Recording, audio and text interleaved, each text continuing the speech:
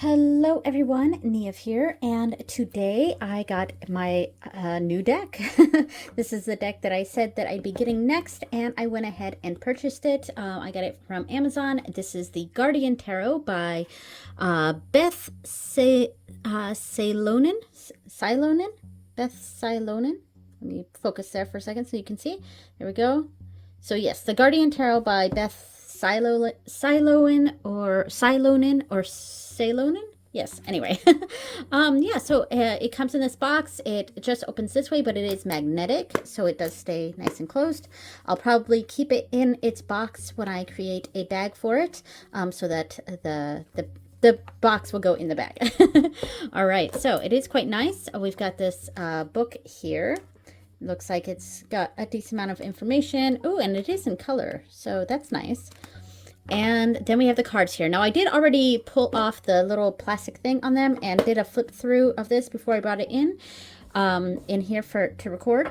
I haven't shuffled it yet, though. I have noticed, though, straight out of the box, there is a bend to it. I'm not sure if the camera is picking this up, but there is a warp to the whole deck. And yeah, so I don't know if over time it will even out, and there's a little bit of a squeaky noise that it can make sometimes. So, I mean, it is a mass market deck. The cardstock itself, fairly sturdy. It's on the thinner side, very bendy. So that should make shuffling easy. Yeah. And the size itself, let's see, the size itself. Let me grab another deck. Okay, I grabbed my Light Series real quick because it's close to Standard Tarot. I just wasn't sure what deck to grab, but yeah, I have my Light Series here. We can see the size difference between these cards. This is fairly close to Standard Tarot size. And yeah, I mean, looks like Light Series is a little bit taller and a little bit more narrow. So there we go. Let me put it like on the back sides here. Yeah, so that's a general size of the deck. Let me move that out of the way. Yeah, so let me just go ahead and go through the cards. And before I do that, I wanted to explain why I was interested in getting this deck. I know, let me just, you know what? I'm going to talk while I go through. So here's the full. Yeah, so the reason I was attracted to this deck is because of these creatures. And I think a lot of people would find these very, very creepy. I mean, especially like this card here, the Empress. It's because all the creatures have like hollowed out eyes, and I think a lot of people find this imagery super spooky, creepy, like nightmare fuel type imagery. And I get that. I really do get that. But for some reason, these do not scare me at all. Like they really don't. It's not completely true. I'm not scared by them, but I can see a darker aspect to these cards. Even though they're very nice and colorful and pretty, there's a darker aspect to these that I'm drawn to. And I'm drawn to this for a very specific reason. So this is kind of how I would sort of view the Fae realm. I mean, I don't think they look exactly like this, but it gives me that Fae energy, like the Dina Ma, the good people, that sort of energy. This deck just gives me that, and I'm not sure that this will be for sure my deck working with that sort of energy, or those sorts of beings, or if I'm going to end up using this deck for something else. But that was kind of the idea I had. And look at the rockingness of this because of the bow in it. And the other reason I was interested in this deck is because these creatures look very, very similar to artwork that I bought from a distant cousin of mine. She's also an artist like me, and I actually have it right here. And she did this series of willow sprites. that I felt very connected to, because it gave me that Fae vibe on how I view the Fae folk. So I bought this artwork from her, and I have it displayed on my Fae altar, on my Good People altar. And it's just these creatures very much remind me of that, and that's why I was so interested in getting this deck. Yeah, for sure. And so now we're in the wands here. They're spooky and creepy, but like, I don't know, I'm not scared of them. It's a certain level of respect. Like I sense a level of healthy danger, if that makes sense, that from these creatures, like a healthy distance. But I don't know. I'm not quite sure how I'm describing it, but it's also kind of how I view work with the Fae, where absolutely there are times, the Fae can be very, very scary. I don't have the feeling of the Fae like they're Victorian fairies and, the winged, beautiful pixie creatures. That's not my view of the Fae. And I do view them as actual beings. I believe that I have seen them before. So, yeah. And I mean, look at this is so cool. the parallels. This is why I was so drawn to this deck. And I don't think it's one that's talked about very often in the tarot community. But yeah. So the feeling I have of the Good People is one of wildness, I guess, might be a good term. They can certainly be helpful depending on which beings are encountered, but they can also be downright dangerous. And there are certain other people, beings that you definitely don't want to ever have any sort of interactions with. And I guess that's the feeling this deck gives me. It gives me a certain level of like healthy distance from these beings, whereas some of them might be a lot more friendly or willing to help or be communicative, or I don't know what the right word is that I'm looking for, but some of these are just downright creepy and scary, and yeah, I don't know. I think I'm repeating myself a little bit here, but this is just my general feeling of this deck and why I was drawn to it. I'm not exactly sure the kind of work I'll really be doing with this, but yeah. I also sort of feel like this might be a good, like, dream deck if maybe it doesn't work for my initial intended purpose. Like, I'm trying not to lock in my purpose for this deck. I've kind of learned not to do that with previous decks that I've purchased for a specific reason. So I'm trying not to lock in this deck with that idea, but it is hard in my mind to separate the two, because these beings feel very, very much like the other crowd to me. That I just want to sort of explore that purpose for this deck. Just certainly very bizarre, and I don't know.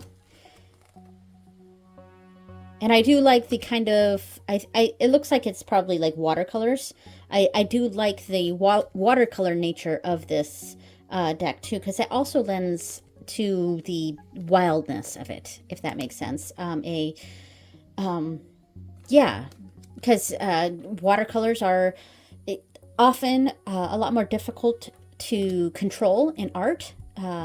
And spread more quickly, or it's difficult to cover over the mistakes. Can be, depending on the watercolor, and so that the art itself sort of lends to this to me.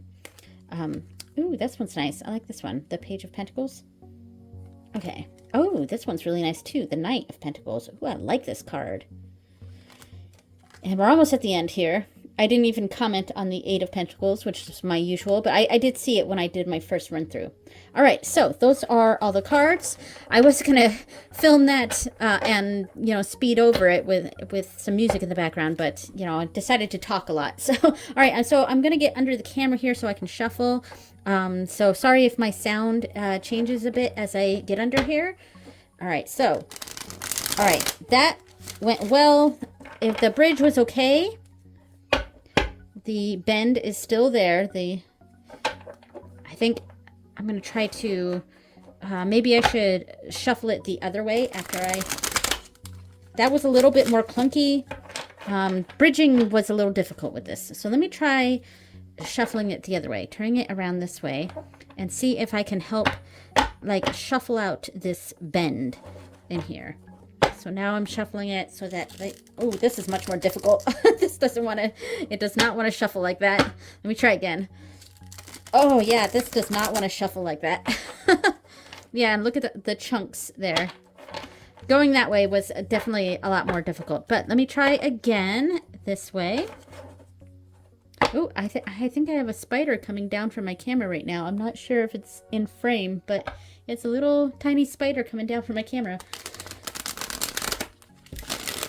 All right, I was able to bridge that. It was still a little difficult, but I think this will get there. Yeah, there's still a bend in here, but I think it will work itself out over time. I'm thinking so anyway. So let me see. See, it rocks. Yeah. All right, so that is the Guardian Tarot. I'm pretty excited to use this. Oh, you know what? I didn't go through the book. Okay, let me go through the book real quick, and then I'll close this out. So I do really like that it's in color. That's such a nice detail. It's nice when it does stuff like decks, especially mass market, go the extra mile here and give a in color guidebook. So because I say that I want to use this for like fae sorts of fae work or something like that, but I don't actually know what the intended purpose is for this deck, because they call it the Guardian Tarot, so obviously these are seen as some sort of guardian creatures, spirit guardian creatures, which is close to my intended purpose. But yeah, so let me just real quick look over this, the introduction. The Guardian Tarot originated from an experience in 2004 with my then 4-year-old son. We were walking home from the daily stroll along a railroad track, and he glanced over to see a tree standing in a small field. The stark leafless limbs reached upward, skeletal in appearance, while the trees that lined the edges were full of leaves. Noting the drastic difference between the tree... Noting the drastic difference between the trees, he asked what had happened to the tree. I gave him some scenarios as to why the tree may not have made it from the past year. One explanation happened to be on pollution, which led us to discussing where pollution came from, who created it, and so on. Later that night, I pondered our conversation as I watched the full moon rising above the field. The moonlight illuminated the drastic contrast of the living and dead. I was struck by how the branches looked like arms and hands reaching for something just beyond their gnarled fingertips, while the living trees with their leaves shimmering under the moon reflected little points of silver light, whispering softly as the wind danced around them. In that moment, the correlation of how humans exist within the current times became very clear. As we pull the nourishment from a depleted source, we too also become depleted. We wither under the effects, becoming less functional and unable to connect to our personal happiness and rejuvenation. When we find ourselves in a nourishing environment where our needs are met and supported by those around us, we grow stronger. By bringing the two entities together, trees and humans, the Guardian Tarot works to unite and foster awareness to the importance between nature and ourselves, promoting our own personal growth and journey. As the cards are laid out, there are 2 points of view that will affect each reading. The upright position and the reverse, which I actually won't, I don't don't read reversals, so I probably won't be using reversals in this, but I don't know. We'll see. The upright and the reverse, or upside down. The definitions for the upright and a reverse are offered in each interpretation. So that's a nice little backstory, and it still also sort of connects me to how I view this deck. And it looks like there's a nice amount of information in each page here. So the lovers signify the connection between two souls, a gentle touch, a soulful look that illuminates every hue of love, penetrates to the very core of their being. As they gaze at each other, there's no need for words. I wish there were like quick keywords though. Not that I'm like new to tarot, obviously. So, but sometimes I just need, like when I do go to the guidebook, I just like to have a couple words to like kickstart that intuition for me. Yeah, so I instead of having to read like a whole paragraph, I really like to have some just quick keywords to kind of trigger that sort of intuition, if that makes sense.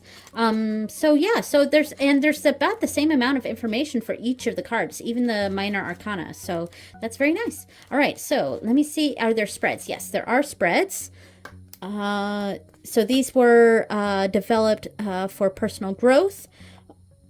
Beginning with the past, the cards work to assist in reflecting upon past personal growth and how it has influenced the current situation.